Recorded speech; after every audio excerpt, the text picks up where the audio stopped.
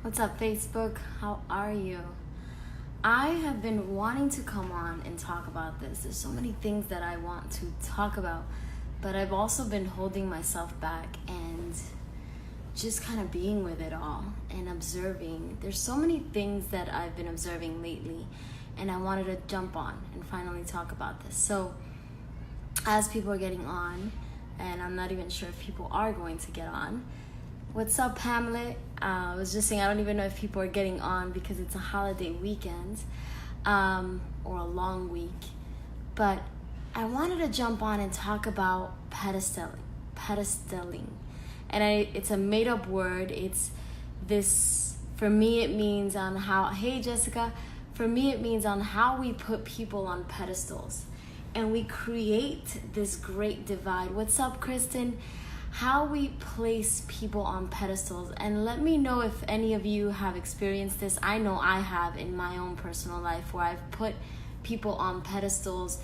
And what I've been noticing, especially now in this Facebook world, I belong to certain groups and I'm starting to see, and I had no idea that this could actually happen. What's up, Reina? How these groups started attacking each other's leaders.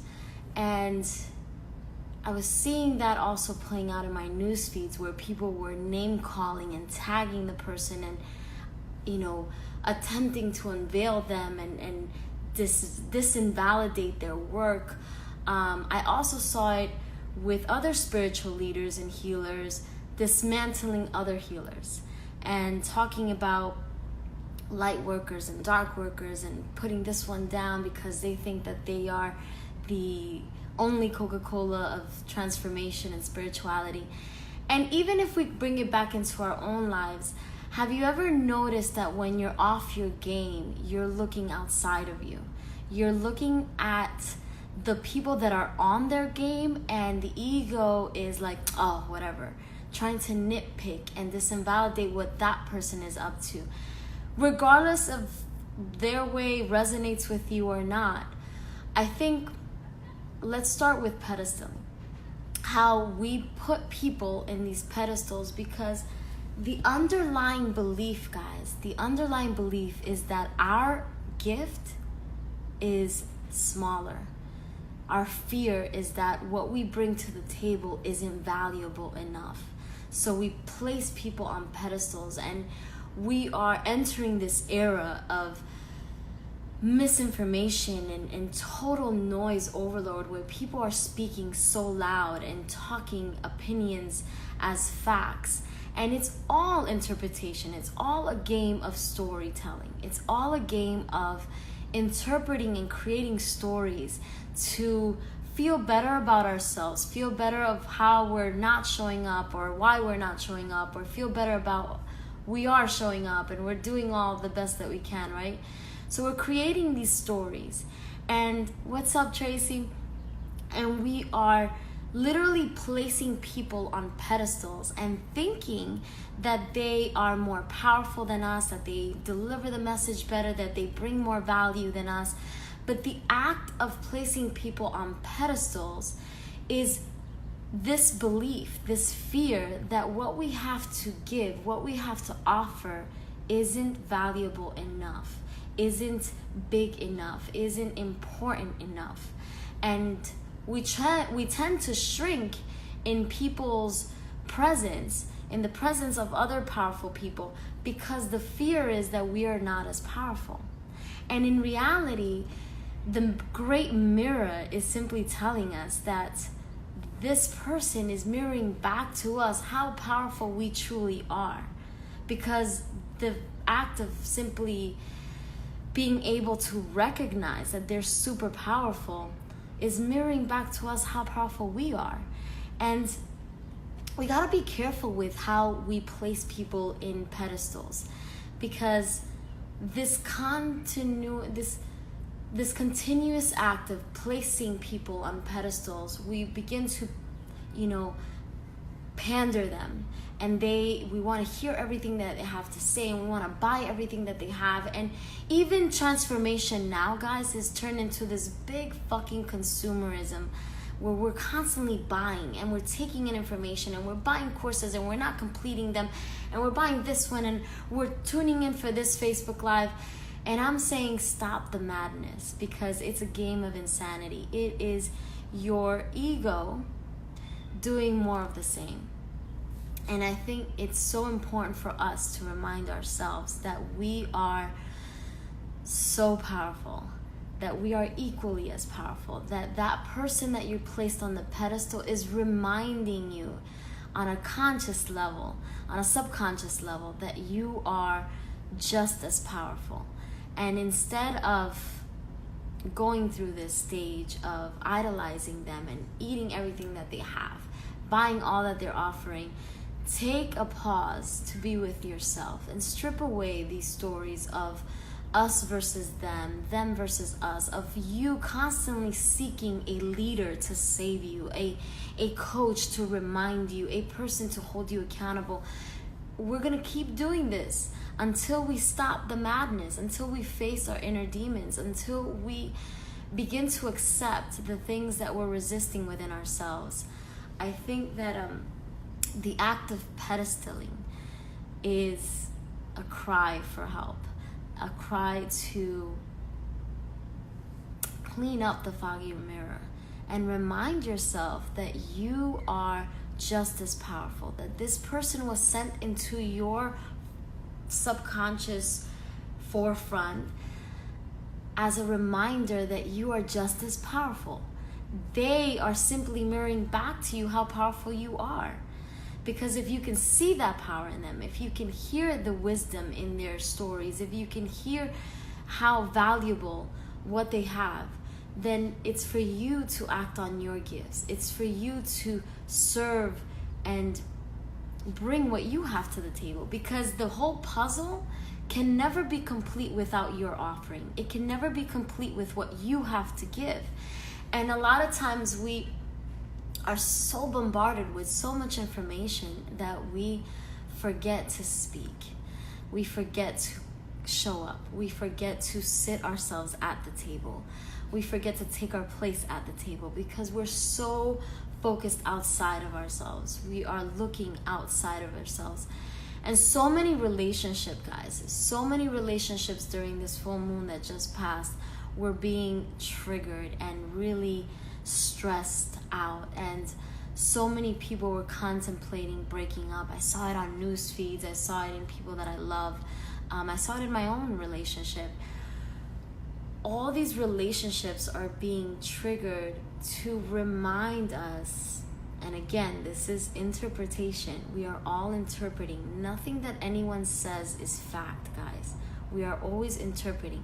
And my interpretation, my point of view right now is that we are being reminded that we are the savior. We are the leader. We are the relationship that we really get to step into and lean into and disrupt the patterns that are keeping us safe and comfortable and small and lazy. You know, have you ever been in a relationship where you feel the person is being lazy with the relationship? You yourself, have you ever experienced yourself being lazy with yourself? We are being triggered so that we can enter into this self-responsibility, this self-generating. You know, I was watching this documentary last night, and it's on Netflix, guys. It's based on happiness, and I believe it was The Science of Happy. I'm not sure, but it's a documentary on Netflix right now, and it's talking about happiness. And it says how we invest our lifetime in the 10% of what we think brings us happiness. 10%, which is status, influence, obtaining things. That is 10% of the whole pie of what truly brings us happiness. And then 50% is based on your genes. Some of us were born with those happy genes. We know those people when we experience them. I am not one of those people. And it's okay. We all fall in different spectrums of this happiness gene, right? But 40% is actually intentional. 40% is choice. And it's based on the choices that we make when we decide to go to the gym. And when we move, activity, physical activity moves us into this happiness intention. And have you ever noticed that you know what to do, guys, and you don't do it? That's real talk. And if we could just be really honest, we all know what to do and yet do not follow through. And this is why I do believe in coaching, and this is why I create amazing results with my clients, and I have a coach, because I want to be held accountable. I want to be held accountable to the things that I deem important, because our egos are very tricky. Our egos are very smart, and they speak just like you, and they sound very intelligent, and they sound very sneaky and sophisticated and highly evolved. And they're going to say what it needs to say to keep you comfortable, to keep you in that familiar zone, in that comfort zone. And it's much more than that, guys.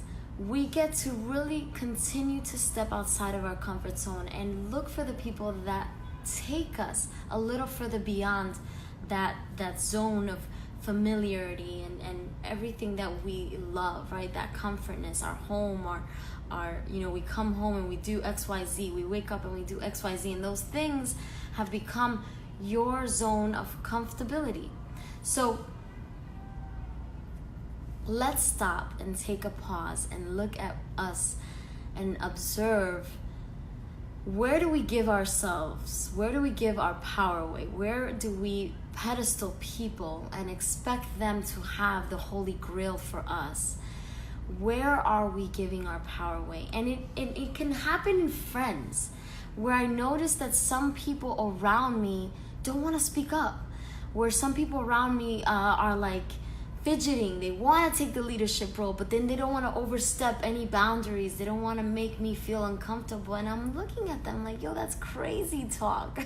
Like, you're literally shrinking your leadership because you think that you've made up something about how I'm going to react. And I think that's crazy talk, that we stop ourselves from really showing up because we've made up a story that we can't overstep our boundaries. We can't.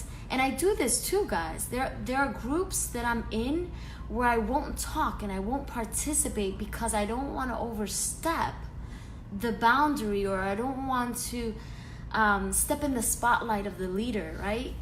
And I think that's so much bullshit, because what are we doing here?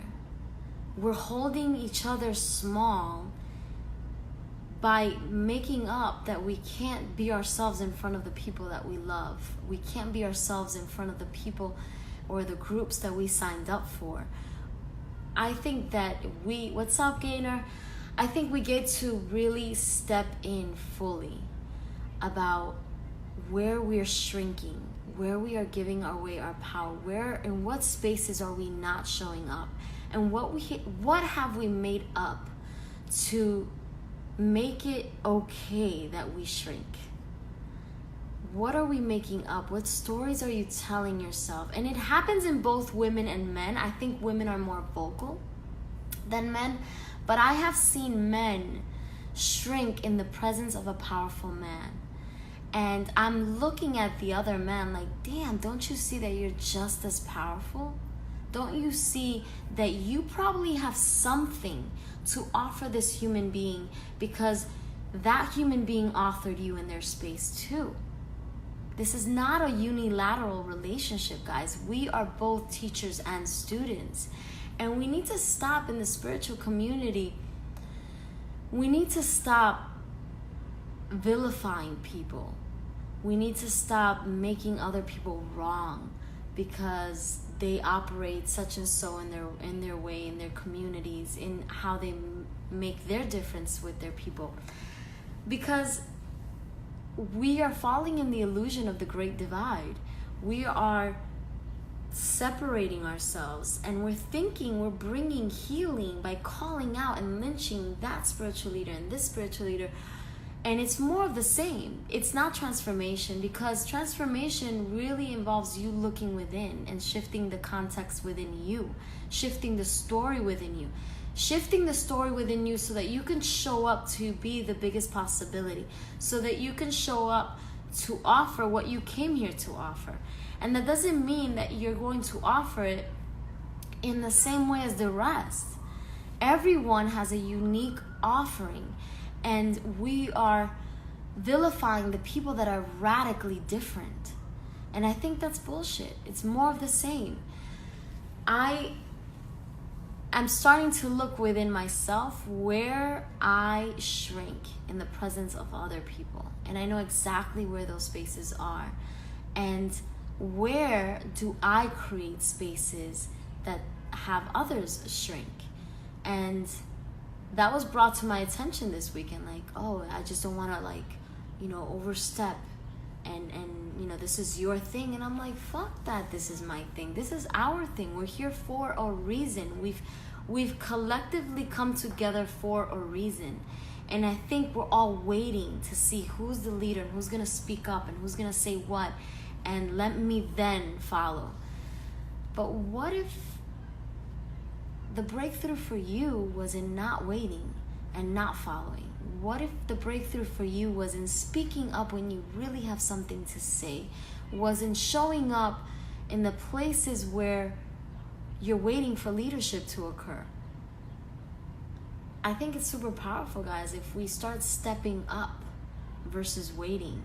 If we start, instead of propping people in the pedestal, just seeing people as our true equals, and that the puzzle, reminding ourselves that the puzzle will never be complete without you and your offering, that it'll never be complete. And as long as you stay hiding in the shadows of other powerful people, you are negating your own power. And that is the only reason why you attracted this powerful being into your life, to remind you as a mirror of your power. So every time you say, oh my God, such and so is so powerful, add to that fucking sentence, and so am I. Add to it and drill it in you. Oh my God, this person is Oprah. Oprah is so powerful, and so am I. Whoever that is for you. So that you can bring that reminder more to the forefront, so that you can linguistically say it to yourself, oh yeah, and so am I.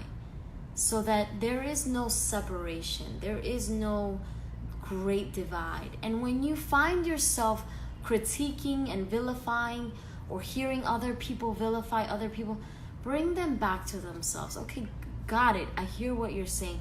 And what are you doing right now for you? What are you doing right now for your business? What are you doing right now for your clients? Let's focus on that. Because the more you're out here, that means that's time you're off your game. That's time you are throwing out the window. Because there's something in here, there's something within you that is scaring the living crap out of you. And 9 times out of 10, guys, it's your own power. That's how powerful we are. That our power scares the fuck out of us, and we're looking for the distraction and the detours that come up as relationships to I can't even say it, to distract us from owning our power, owning who we are fully, truly, with all our quirks, with all our flaws. And sometimes our flaws are what makes our gift so unique.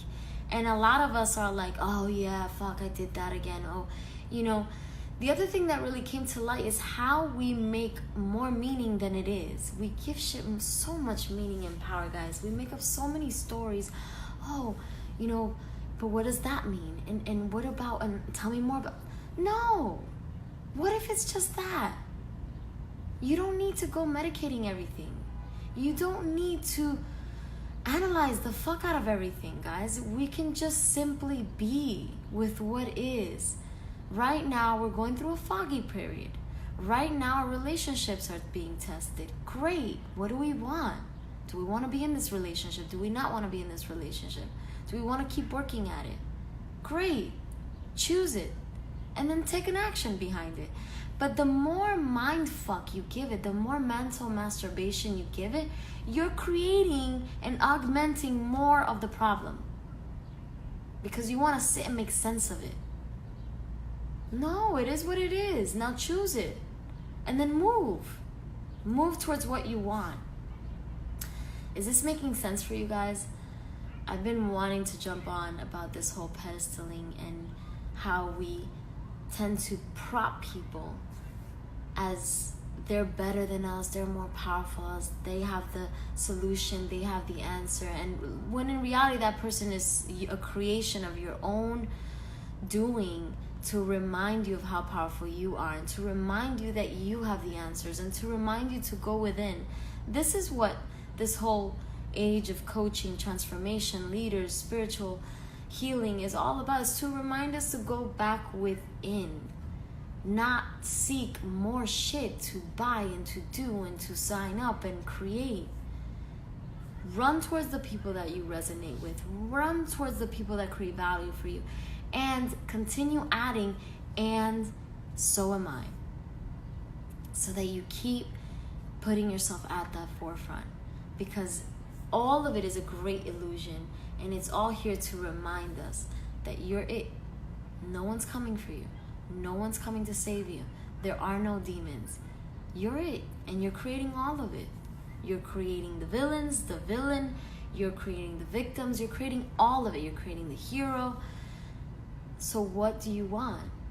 And keep choosing that. And keep going for that. Because the more we lose sight out of that, the more we create problems where there were none. And the relationships are being tested to keep reminding us that we get to be about our happiness. We get to be about our fulfillment. We get to be about our joy. There is no one, guys. I don't care if they've been with you for 20 years, 30 years. I've seen friendships that have been 40 years. It does not matter. No one can do the work for you. And no one can bring to your life what you desire. So relationships are being triggered to really have you stand on your 2 feet and take full responsibility for what you want. And whenever you are pedestaling somebody, whenever you are acknowledging that this person is so powerful and oh my God, they have all the answers and look at them, they're living this sick ass life, and guys, they have their shit too.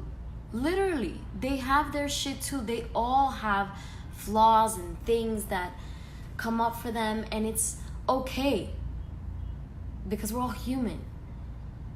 So let's stop idolizing people. Let's acknowledge them and acknowledge yourself as you acknowledge them. The moment you say, oh my God, Michelle is powerful, say, and so am I.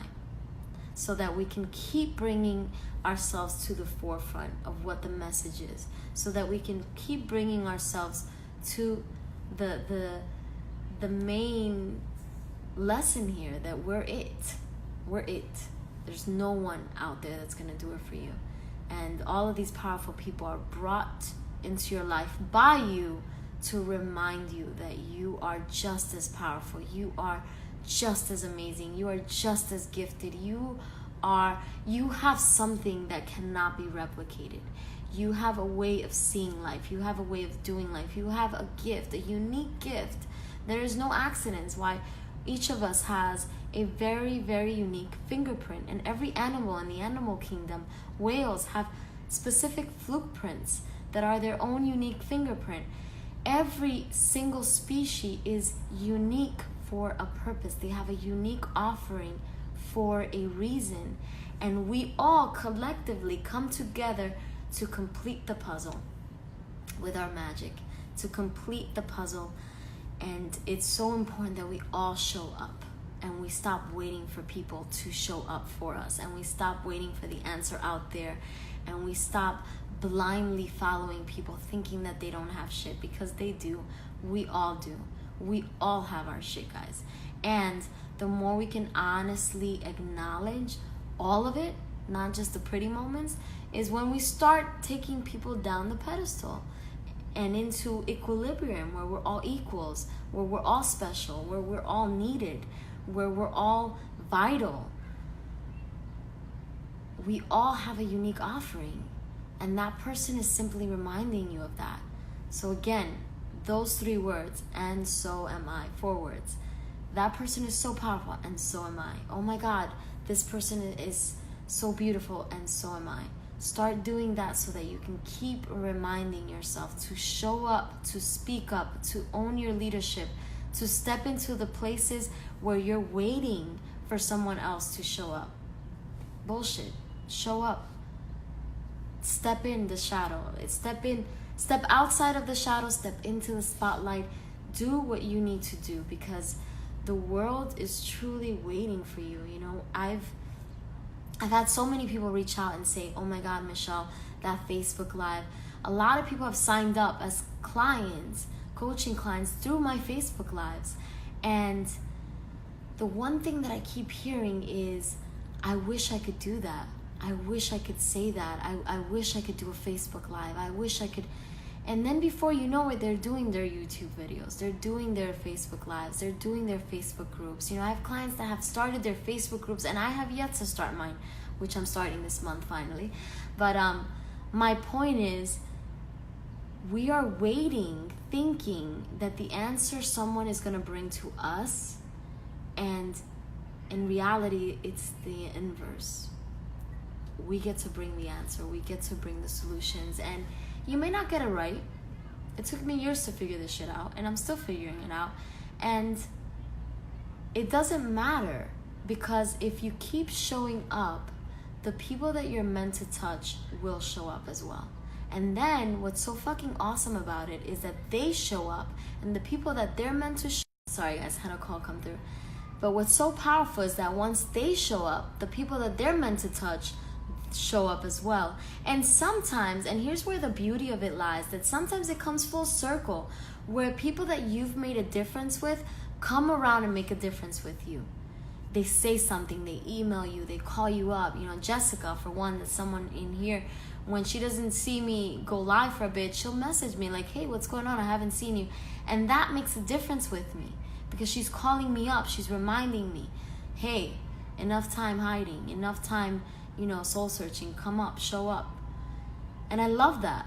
And I want to thank you, Jessica, for that. So my whole point in this Facebook was,